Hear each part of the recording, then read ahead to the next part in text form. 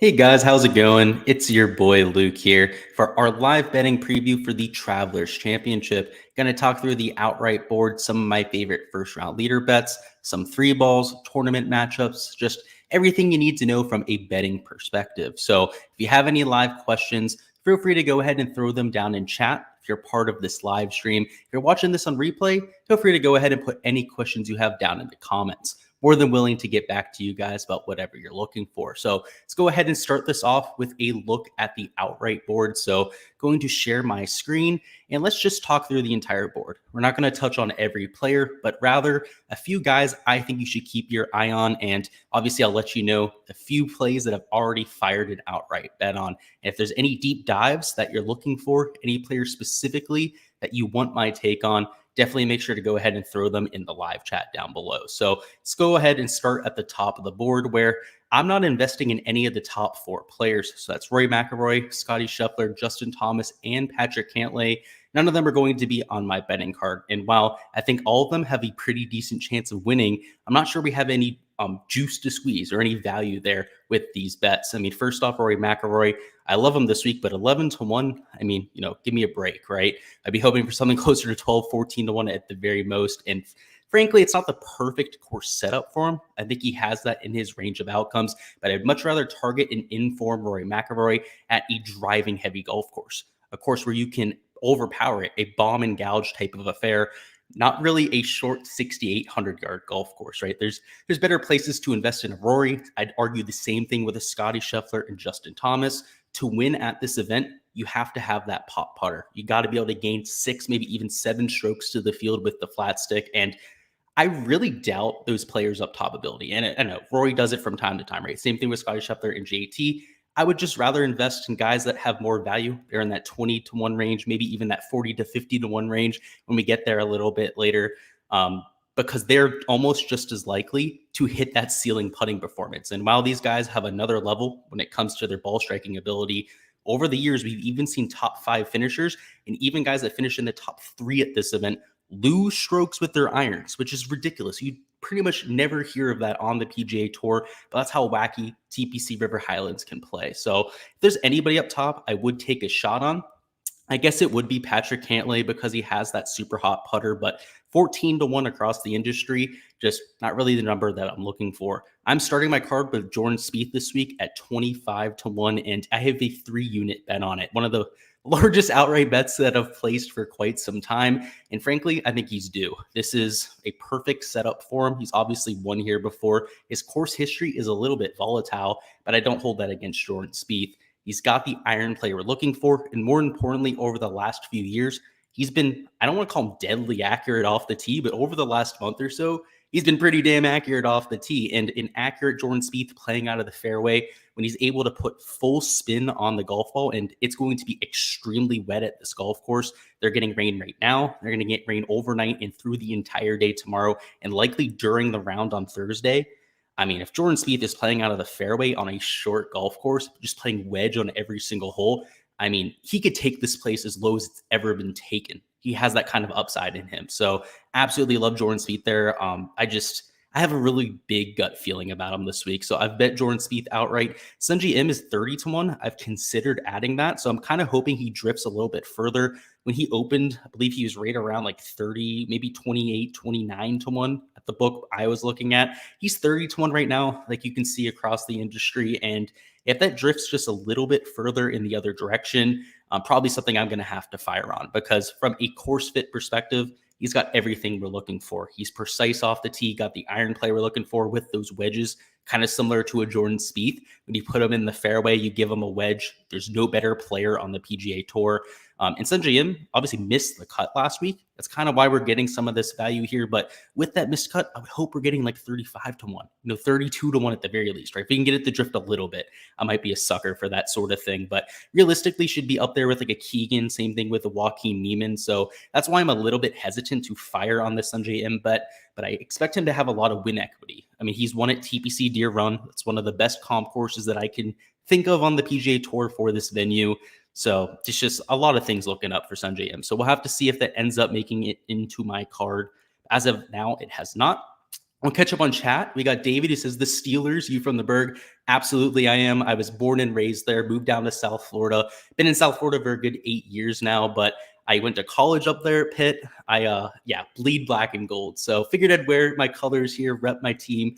So starting to get closer to the NFL season. It's going to be a big year, David. Hopefully you're a Steeler fan too. You have Jeff down there in chat. What is up, Luke? Love your content. Do you know why CT Pan withdrew from the RBC Canadian Open if he didn't play the US Open? So he deals with back issues. He's not really old, but he has some sort of chronic back issue that makes him withdraw from time to time. But typically he does that before the event starts. So I would imagine it was that. So I don't have a definitive answer for you, but pretty much every time I see him withdraw, that's what I assume has gone on. The only other explanation would be COVID. I mean, there is a little bit more of an outbreak right now, which may have caused that, but I would assume it's the back thing for him. Corey says, what sites do you feel have the best odds overall? Man, you got to shop the odds. So there's not really a one-trick pony to it. You definitely got to look across the board. So that's why we have Odds Checker on the board. It gives us an ability to kind of look across the board at what the best odds are, right? So if I scroll up to the top here, see what I'm talking about, right? You have the odds for DraftKings here, FanDuel, BetMGM, all the large sports books. But in reality, if you're shopping odds, you want to go even further than that, right? You want to look at every single book at your disposal, because sometimes you're going to see a glaring misprice on one site versus the other. An example of that is Sam Burns, right? Sam Burns over here at Bet365 is at 20-1, whereas across the industry, it's not like a huge difference, right? It's 18, 19-1, but it's the best number by far in the industry, right? So it's not really a one-trick pony, if I had to be honest with you, Corey. You definitely go out there and shop your odds. Mighty's Helmut says course volatility with Spieth, yes, but also a course that jump-started his career. Yeah, it was after, he had gone through that major championship runs in 2017. He had gone through a little bit of a lull and then showed up to the Travelers for his first time ever, as a rookie at the event and broke through for the win. He's got some good vibes here for sure. So hopefully he can ride that once again. That would be a heck of an outright. Again, I put 3 units on it this week.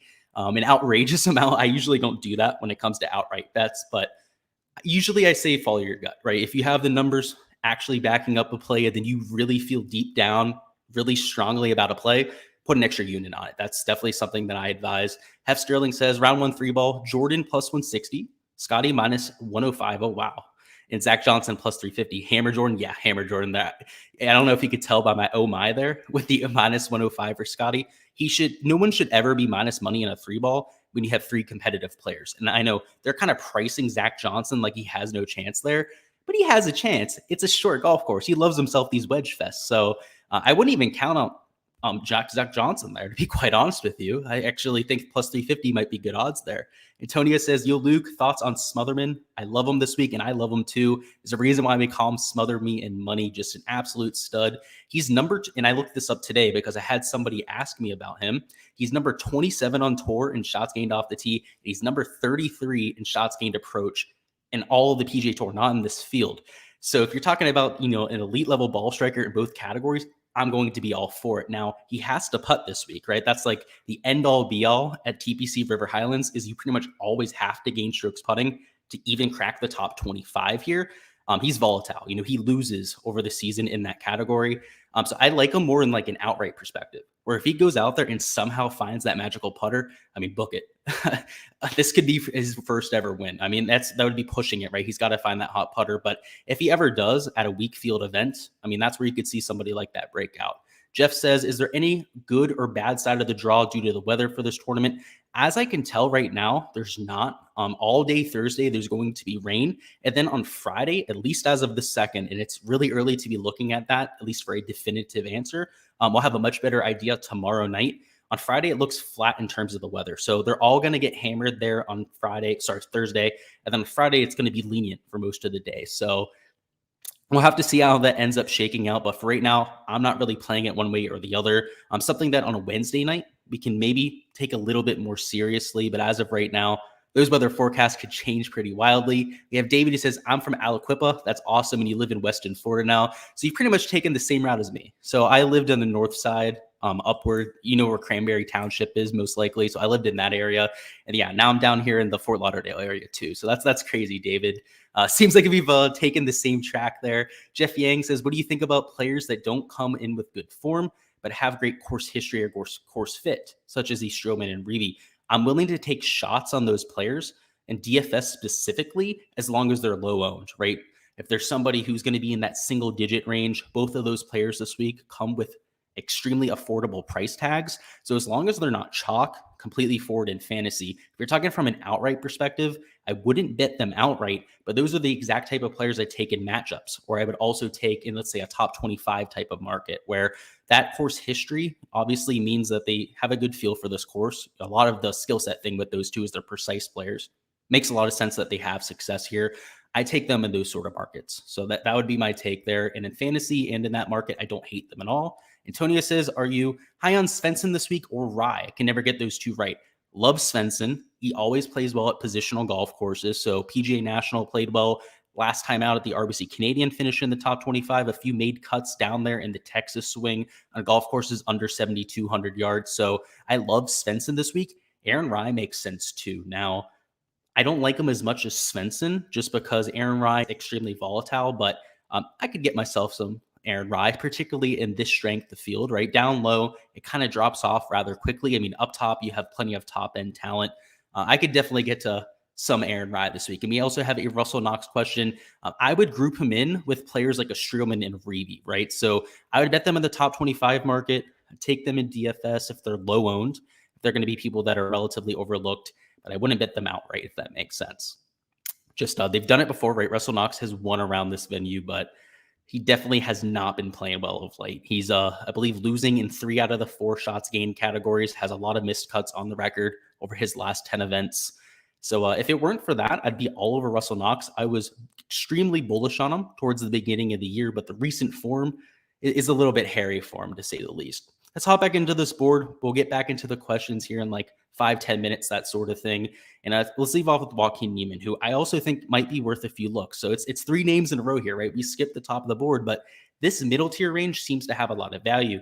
Joaquin Niemann, he's played well at the Valspar Championship, a golf course where you have to put yourself in the fairway. He's also played well at the Genesis Invitational, another golf course where it's all about positioning off the tee. So even though he's obviously long off the tee, he's usually able to leverage that sort of distance.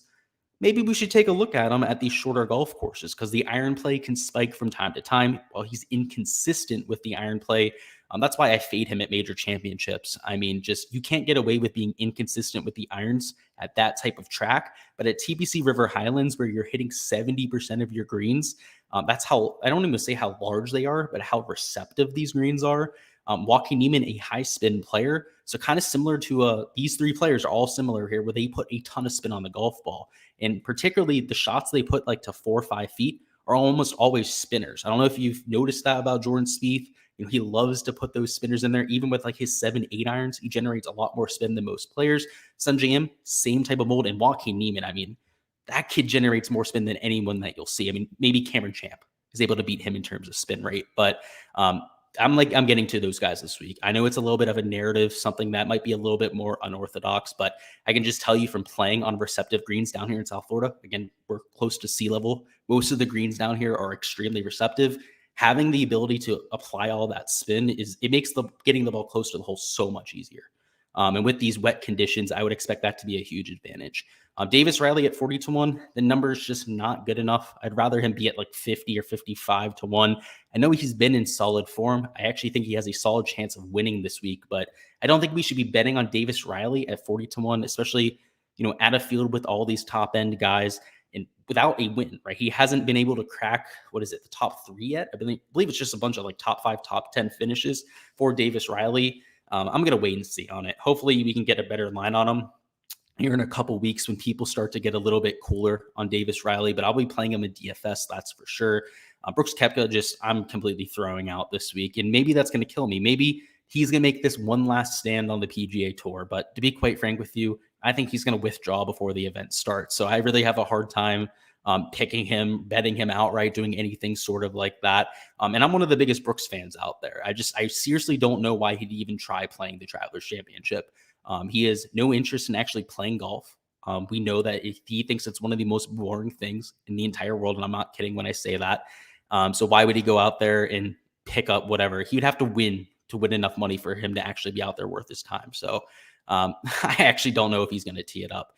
Aaron Wise, I worry about the putting at 50-1, so I'm not going to get there. Brian Harmon at 51. maybe worth a few looks. Same thing with Mark Leishman. I would actually side towards Mark Leishman just because he's a little bit more volatile. And maybe this line drifts. You can see a lot of the industry has him at 50-1, right? So maybe one of these companies puts it up there at 55-1, right? Tries to beat their competition there, entice all the bettors to go to that site. So maybe you get a better line on Mark Leishman than what I'm seeing on the board right there. But definitely somebody worth a few looks. He looked good last week. Top 15 finish at the US Open, and another positional track that plays into his skill set. Tommy Fleetwood at 50-1. I wouldn't bet it, but I also wouldn't hate the bet if you told me you were going that direction. Brendan Steele is 66-1. I wouldn't play him in DFS. A lot of people are steaming him this week. He's going to be, the last projections I saw for his ownership were like 20% or something like that. I'm going to be avoiding him in DFS, but if you absolutely have to play Brendan Steele this week, maybe just bet him in the top 25 market or the top 10, or maybe even to win here at 66-1. I'm not going to be on that at all. I'm not going to have any exposure to Brendan Steele this week. I do not understand why he's being steamed. I mean, I understand that he's playing well, right? But you have to remember it's Brendan Steele. We always have to use that logic factor. We have to understand that there's just guys that can win on the PGA Tour that we see do it often, right? Brendan Steele has done that in the past, but it's ever since then it's been like, I hate to use the word dog shit, but he has been, right? You know, his ceiling at this point is like maybe a top 10 finish, like once a month or something like that at best, right? That's what you're going to see him spike for. And usually it's like a top 10 finish every 3 to 4 months for somebody like a Brendan Steele. So I know the form has been there. I don't expect that to repeat. He hasn't been a world killer for like 2-3 years at this point. Webb Simpson at 70-1. I like this a lot.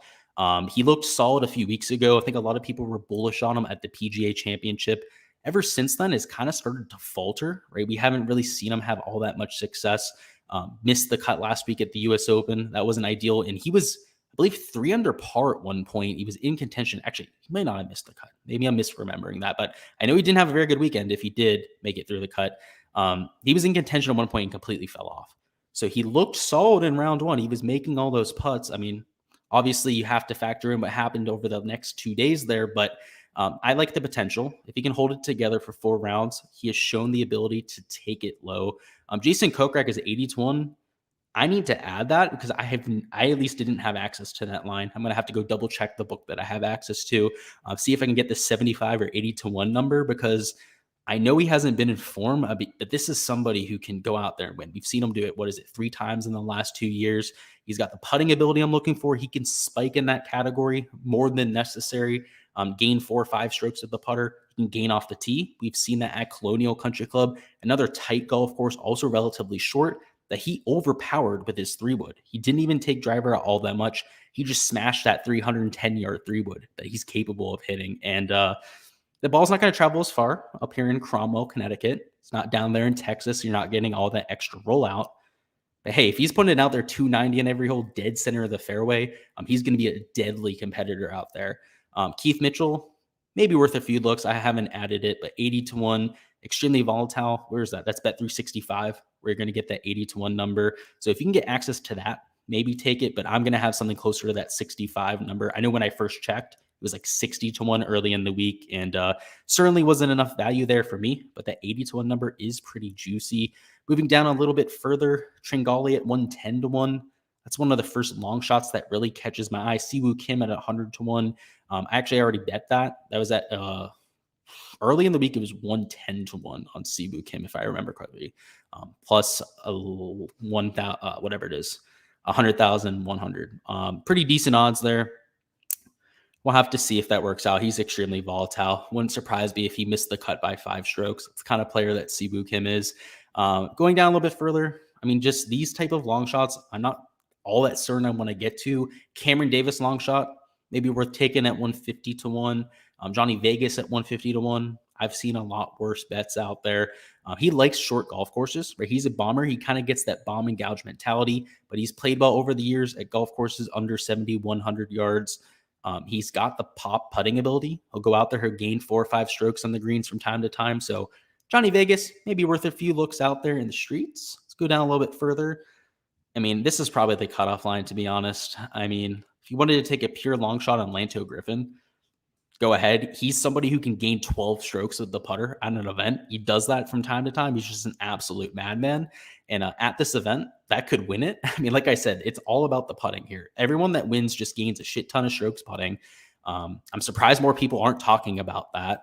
And so that's definitely why I'd bet somebody like Lanto at 200 to 1. I've seen crazier things happen. Cameron Champ at 210 to 1. He won the 3M Open. TPC. Twin Cities is one of the comp courses I'm using this week. So if you're going to give me 210 to 1, I believe that's FanDuel that they have them at right there. Again, I've seen crazier things happen. If somebody's won at a comp course, I'm usually willing to take a long shot on them at other golf courses. That's one of the reasons that I'm getting to Sanjay M. One of the reasons I'm taking them there at 35 to 1, or at least considering it, is because of that comp course history, especially so with some of the long shots. Matthew Wolff too, right? He won there, but actually, what was it? Second place finish? Either one or second place finish. I can't even remember at this point. There at the 3M Open, 210 to 1. Very similar type of number, very similar type of player.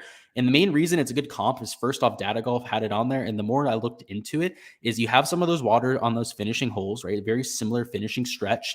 It's not that long of a golf course up there in Twin Cities. And though it's longer on the scorecard, because it's at elevation, it really plays closer to 6,800 yards, which is exactly what we have this week. And you also have those bent POA greens. So there's a lot more similarities between those golf courses than I think a lot of people give them credit for. Data Golf was the first one to put me onto that. So shout out to Data Golf for that.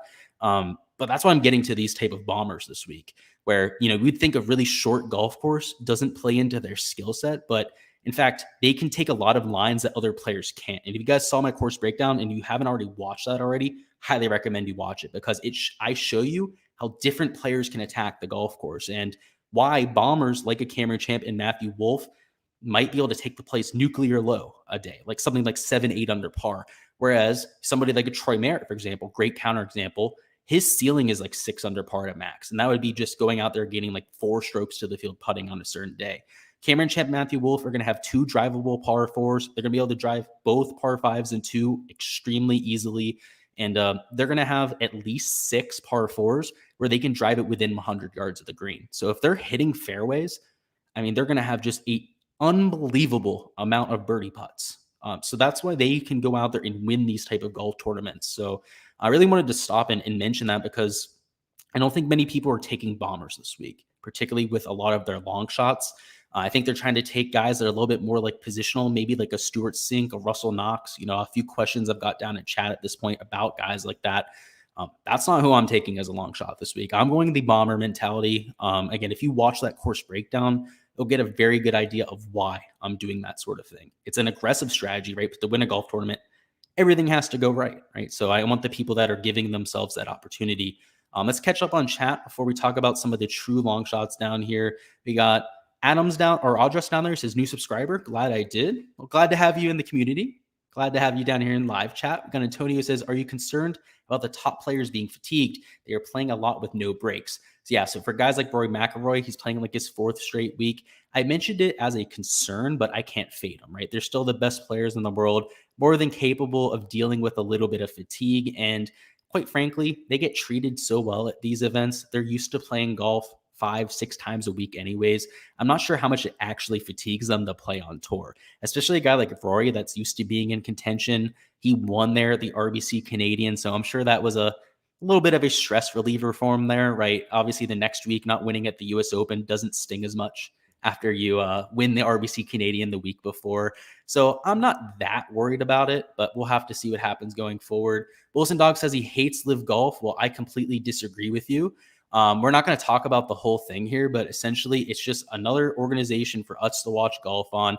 All the moral issues aside, which quite frankly, there's millions of businesses in the US that get money from Saudi, that same exact investment fund, that we don't give a gripe about, right? Like, we don't trash Google employees or Uber employees because they work for a company that takes money from the Saudi government, just like we probably shouldn't do so for golfers that are doing their job to make money on a tour that's getting invested in the same way. That is the end all be all with that argument. I will not talk about it any more than that. They're getting paid more to do less work. Who cares about the format? They're going to get better players over time. I'm sure it's going to be a great product to watch. So I will just say I agree to disagree. That's for damn sure. Exit Extreme says, how many events have they had? 1 event. And like I said, It's going to get better over time. It's not that hard to improve. The broadcasting ability was a lot better than people were expecting, and you see a lot more players going there. So clearly the fields are going to get better, and a lot of the golf courses they're playing, I saw people trashing them. They're damn good venues. First off, Trump Doral down there in South Florida has had some of the best finishes in PGA Tour history. Guys like Jack Nicklaus losing in playoffs, Phil Mickelson winning multiple times, Tiger Woods winning down there. I mean, give me a break. I mean, you're talking about, a legitimate tour there, to be quite honest with you. You said, I like the PGA Tour, not the LIV, dude. Cool, dude. Whatever. You can make your allegiances where you want. I'm going to love both tours. I like having 3, 4, 5, 6 tours out there if we want to. That gives us more golf to watch and more golf to bet on, man. That's what I think about it. It's more opportunities. And frankly, the PGA Tour has had a monopoly on the industry for quite some time, and I'm glad it's getting lifted. The players deserve to get paid more, and I really think that's what Phil Mickelson was doing, starting this whole commotion, was to try and make sure that players got paid more. I mean, he said that initially, right? That was his entire plan. He was very transparent about that. And obviously, at first, there was a lot of backlash, but now look at it. The PGA Tour's ponying up. They put $200 million up for this random fall schedule. They found $200 million out of their ass to go out and pay these players. Why? Because of the competition. The monopoly has been broken. So frankly, I'm glad that this has happened. The PGA Tour is going to improve because of this, and I think they're going to coexist. I think you're going to see both these tours end up being successful. Both of them end up drawing a lot of attention, and I think it's going to be a good thing for the entire PGA Tour. So that's all I'm going to say about it. I'm very adamant about that. I've put a lot of thought into it as well, and I'm very, very, very convinced in that take. So you will not convince me otherwise. I will tell you that much. I think it's one of the best things that's happened to the sport, to be quite frank with you. Let's move down a little bit further. Here, Adam Svensson at 280 to 1. Got to get off that rant there because I wanted to do that. I hate people trashing that tour. I think that the people that are just, first off, on the payroll of the PGA Tour, 99% of them. And the people that aren't are people that just follow those people, that see them talking about it on Twitter and are indoctrinated by it. I think if you're a free thinker, you give yourself a little bit of opportunity to actually consider the positives that are involved. You might start to agree with it, or maybe not agree with it, but at least understand it, right? Adam Svensson, love him at 280 to 1. He's won on similar golf courses. Like I said, I'm playing him in fantasy. I think that he's got the upside. He's won twice on the Korn Ferry Tour. And just look at the guys that have won on the Korn Ferry Tour 2-3 times. Davis Riley, absolute stud. Cam Young, absolute stud. Will Zalatoris, who got the Battlefield promotion, right? Absolute stud. Mito Pereira, who got those 3 wins, absolute stud. Svensson got 2. He was knocking on the door there, right? One of the few players that actually won twice. Love him there at 280 to 1. Going to be definitely a large investment on my end. Moving down to 300 to 1, Carlos Ortiz, maybe worth a few looks. Somebody who's got a ton of upside. The recent form hasn't been there. He hasn't been there for quite some time. But if you're going to put maybe a quarter unit on an outright bet, I've seen crazier things than Carlos Ortiz. JT Poston at 300 to 1 is definitely getting a bet for me. I don't have access to 300 to 1, so I'm hoping I can get something in that 250 to 270 to 1 range. But if I can, given his shots gain metrics have been so beautiful of late, he's gaining across all 4 categories, close to half a stroke per round with his putting. I love the upside for JT Poston. We've seen him compete at similar golf courses. Wells Fargo Championship top 10 finish. RBC Heritage top 3 finish for JT Poston. Both those extremely short positional golf courses. So I like him there at 300 to 1. I've seen crazier things happen. If I can get anything close to that, like I said, I will be betting it. But past that, you'd be talking about pure dart throws. I just don't expect that much of the win equity to be this far down the board. And mostly I'd be looking at top 10 finishes for some of these people, right? Like top 10 on Harry Higgs, probably an interesting market for me. A top 10 on Snedeker, probably something I'd consider adding because of the value that you're getting there, but not really bets that I'd be taking from an outright perspective. Let's move over to the first round leaderboard there and talk about some of the a little bit more volatile plays I like getting to. Let me load the entire board here. And my strategy for first round leader is to take long shots. I don't really have any interest in taking guys like a Rory McIlroy, right? He finishes first round leader quite often because you're getting 27 to 1 odds, and oftentimes you're chopping that. End up getting half of that, if not a third of it sometimes, which really stinks. So I try to avoid that if I can. If I'm going to end up chopping 2, 3, maybe even 4 or 5 ways, I want it to be on like an 80 to 1 plus number. So we're just going to skip the entire first half of the board. We're going to go down to 70 to 1 and start our analysis here. And the first few names that really draw my attention would be Keith Mitchell at 75 to 1, an extremely volatile player, another player who played well at the 3M Open last year. I had an outright bet on Keith Mitchell, so I was hoping that he won last year, but he faded down the stretch. But he made 7 straight birdies at one point. So obviously to be first round leader, you got to have a little bit of magic happen. So that's perhaps something that you could go to at 75 to 1. Maverick McNeely at 75 to 1. I don't hate it all either. He's been in dreadful form. I believe he's missed 2 straight cuts on the tour, but he's taken some time off. Maybe he's been able to hit that reset button. So I like getting there at his price tag a whole lot. Moving down to Siwoo Kim, we've seen crazier things happen for him at 80 to 1. So I could see myself getting there. Tringale at 90 to 1. I mean, I just taking a bunch of these long shots, right? Adding like 4 or 5 of them to my card. So Tringale, Siwoo Kim would get my attention. Keith Mitchell, McNeely. Moving down even a little bit further, Cam Davis at 100 to 1. I don't hate that at all. Sahith Theegala at 100 to 1, an extremely volatile player. Really, I'm just looking for players that are aggressive, that will take aim at every single pin and have shown an ability to make birdies in bunches. So realistically, that's probably where I'm ending my first round leader card. I mean, I don't like to go too low on this. I mean, with Matthew Wolff, right, we were getting 210 to 1 with the outright odds. Now we're talking about 140 to 1 for the first round leader, and you're talking about chopping it. I like to stay towards the middle of the board where a lot of that actual win equity is, but we're still getting a lot of those boosted odds. So that's really where I think the sweet spot is when it comes to first round leader.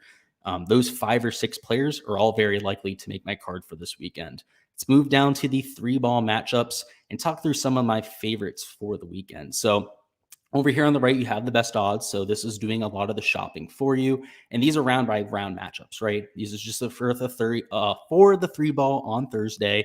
And we're not going to talk about every single group, just the ones that you're going to have attention on, perhaps the ones that will be on the featured groups there for Thursday and Friday. Let's talk through those. So we have Brooks here, Cameron Davis, and Brandt Snedeker. Brooks Koepka would not get any of my attention here. It would be all on Cam Davis. If you can't tell, I'm extremely bullish on him this week. So at plus 187, that gets my attention. Probably an outright bet in my perspective. Moving down to the Jason Day, Sink, and Howell group.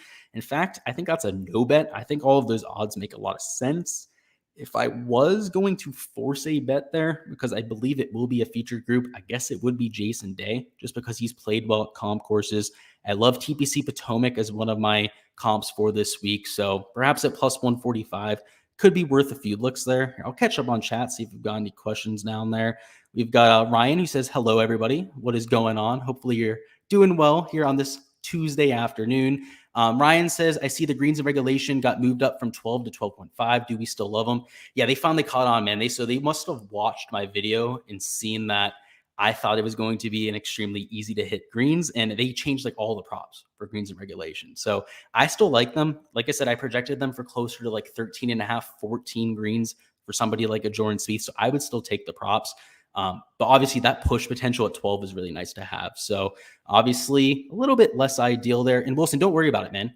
It's all good. We're allowed to agree to disagree. I just wanted to make my argument there because, I feel like a lot of people don't give it its chance, its fair chance, right? And even for the other side, right? Like, I had to think a lot about that to even give it any type of credence because it looked like kind of clown show at first, right? It's like, oh, they got all these old players, all these retired players. Now they're starting to bring in actual PGA Tour pros that we respect, something that we might want to consider there. So definitely, you're good, dude. We can agree to disagree, right? That's what debate's all about. Jeff Yang says, do players who never play in this tournament / course concern you? It doesn't because Jordan Spieth won his first time here. Obviously, that's one of the only times that happened, but this isn't a hard golf course. It plays under par. The greens aren't all that crazy out there. So no, I don't worry about it all that much. I still like guys like a Davis Riley this week. I like Sahith Theegala. He's going to be making his first start here. So no, I don't think it's that big of a deal, Jeff. Let's go through some of these 3-ball matchups here. We have Sungjae Im there at plus 140. I like him in this matchup. He's got the putting I'm looking for. I think that's more than fair enough in terms of his odds. So I could see taking that at those. Moving down a little bit further, we got JT, Xander, and Tom Hoge. I would be considering Xander there. I think that he should be a lot closer to Justin Thomas in terms of their odds, like maybe even like plus 130, something like that. And then Tom Hoge, maybe like plus 400. But I love myself some Xander Schauffele there. I think that he's a sneaky play for the outright perspective too. I should have mentioned that during the outright market. I was considering adding a Xander Schauffele bet, but wasn't able to fire on it at this point. We got Brendan Todd, Lanto, and Andrew Landry there. Lanto would be my pick there. I think Brendan Todd is being steamed way out of oblivion this week. His iron play is inconsistent at best, right? He's somebody who gets it a lot more done with the putter, but so does Lanto Griffin. And Lanto Griffin has been much better, or I should say much more consistent with his iron play over his last 24 rounds. So I'd be going Lanto Griffin's way there. Rory McIlroy versus Webb and Kisner. I think Rory is the deserving favorite, but do you really want to lay minus 110 odds out there in a 3-ball bet? Probably not, right? So Rory McIlroy is probably going to be a stay away for me. This Mito, Neesmith, and HV3 group. Now, this is an intriguing one to bet. I think that HV3 and Mito are deservingly the favorites here, but I would argue that HV3 should be a little bit of an edge over Mito. So the bet for me would be HV3. He's done well at Sedgefield, a comp course that I'm looking at, a few of the other Carolina courses that are short, positional, small greens, a lot of deep, gnarly rough, very similar at those golf courses. So I like the comps there for an HV3. Tommy Fleetwood versus Tringale and Grillo. I mean, Tringale at plus 200 all day. I mean, Fleetwood should be the favorite, but plus 130 against two pretty competitive players. Give me a break. Definitely cannot bet that at plus 130. This group's a stay away. So is this one. Just don't have any interest in betting in scrub groups. Patrick Cantlay, Mark Leishman in English. It's probably a stay away because I think Patrick Cantlay takes that, but plus 110, just not enough juice to squeeze there for my taking. Sam Burns versus Keegan and Damon. I think that Sam Burns at plus 137, is worth a few looks. I think he wins that group a lot more often than that. He's got the ball striking, the putting we're looking for. In DFS, I'm going to try to fit him into my pool, but I feel like I'm not going to be able to this week. And he might be, the guy that I'm the most scared of this week. Just absolutely going off because when he finds that putter, he takes the place super low. We have Scotty Scheffler versus Jordan Spieth and Zach Johnson. We talked about this one a little bit earlier. I love myself some Jordan Spieth, and I think you can get plus 160 at a few bucks. So try to get that plus 160 number on Jordan Spieth. That would definitely be a bet for me. Joaquin Niemann versus Keith Mitchell in Hickok. I'd be taking Keith Mitchell there at plus 180. Joaquin Niemann should be the favorite, but plus 120. No, thank you. I'm not paying those odds. And lastly, we have this Vegas, Scott Stallings, and Merritt group. For me, not really something that I want to take, to be quite honest with you. It's just it's a stay away. It's a close group. I think Vegas would be the one that I would lean on there, but not anything that I'm running to the window to bet. We'll hop over to the tournament matchups now, but we'll talk about some of the comments down in chat before we move on to the matchups. Jeff Yang says, do players who never play in this tour? Oh, we talked about that one before. Sorry. Wilson says, I'm just no idea what you're saying. You said, I'm just glad that the PGA gold fees are leaving. Yeah, I have no idea what you're saying there, buddy. Jack Fisher says, rumors are the Saudis might give the DP World Tour a sackload of cash to the live players so they can play there as well. It would be hard for the DP World Tour to turn them down since it's been financially on its knees. Yeah, I've seen that. I think that would be a very seamless way for them to get the world ranking points. I think that's really the main thing that they're after, is because the DP World Tour already gets those. They'll be able to incorporate them into that schedule. And like you said, so they can still qualify for major championships and that sort of thing. That would be a huge step towards them actually becoming a real tour. And I mean, just think about the DP World Tour, but with a better financial backing. I mean, they'd be able to put out a much better product. I think we would all appreciate that too. So I think that might actually come to fruition. We'll have to see with that, Jack. That would be interesting. And Wilson says, hey, my great-grandfather was a PGA Tour golfer and even made a couple PGA Tour events. That's a pretty sweet dude. What's his name? If you want to go ahead and throw that down chat, who was it? Let's talk through these matchups, though. Alrighty, so these are tournament matchups. These are for all 4 rounds, right? So we're not talking about a single round matchup, which is really where I put a lot more of my units. On a lot of those 3 balls, I'll bet them all 4 days, right? I'll go there on Friday. I'll bet my favorite 4 or 5 3 balls. For tournament matchups, though, it's full unit bets. On those, it's a quarter unit. Sometimes it's a half a unit if I'm feeling pretty good about them. But tournament matchups a lot more consistent. So at the top of the board, Bizanehout versus Tringale. I'd be going Bizanehout's direction. I do think it's a really close matchup, though, so I'm not sure I'd put all that much on it. But he's got the more consistent putter. In terms of pedigree, I expect him to be a much better player than Cameron Shingali in the long term. Somebody who's won over there on the DP World Tour, right? Cameron Shingali infamously has like the most starts without a win on the PGA Tour or something along those lines. So not going to be going that direction. I'll take Zane Hoot. You have Bradley versus Spieth. Spieth should be the favorite here. Oh my God, this is a smash bet. I don't have access to this matchup, but this would be like a 5-unit matchup for me. Like, I'm not kidding. I would just put the house on Jordan Spieth there. We could end the whole matchup segment right there. Just put all the money on Jordan Spieth versus Keegan Bradley this week. You have Burns versus Schauffele, another relatively even matchup. That's a stay away for me. I think that's a good line right there, -120 plus 100. Not anything that I'm shading that direction. We'll skip the Damon Pan group. I don't love that matchup. Davis versus Kisner would be Davis all day, -120. I think that's a fair number on it too. If you can shop that, get closer to even money, maybe -110. Definitely might be worth a look there. Brian Harman versus Leishman. I'd be going Leishman all day. He should be the favorite. Brian Harman's getting steamed because of his course history here, but Mark Leishman's just a better player than Brian Harman. And he also finished top 15 last week. And I believe Mark Leishman also has a top 10 at this golf course on his record. So I'll let the course history slappies take that one into oblivion. And right, it's like, I don't hate Brian Harman this week, right? But from a one-to-one perspective, and I think that Mark Leishman might be a really sneaky play for fantasy contests this week. He's a better player, at least in my opinion, especially this week, even with the course history stuff. Moving down a little bit further, McIlroy versus Scheffler immediately grabs my eye, and I'd be going towards Rory's direction. Like I said, he's got the upside I'm looking for. His consistency over the last 2 months has elevated him to number 2 in the official World Golf rankings. That speaks for itself.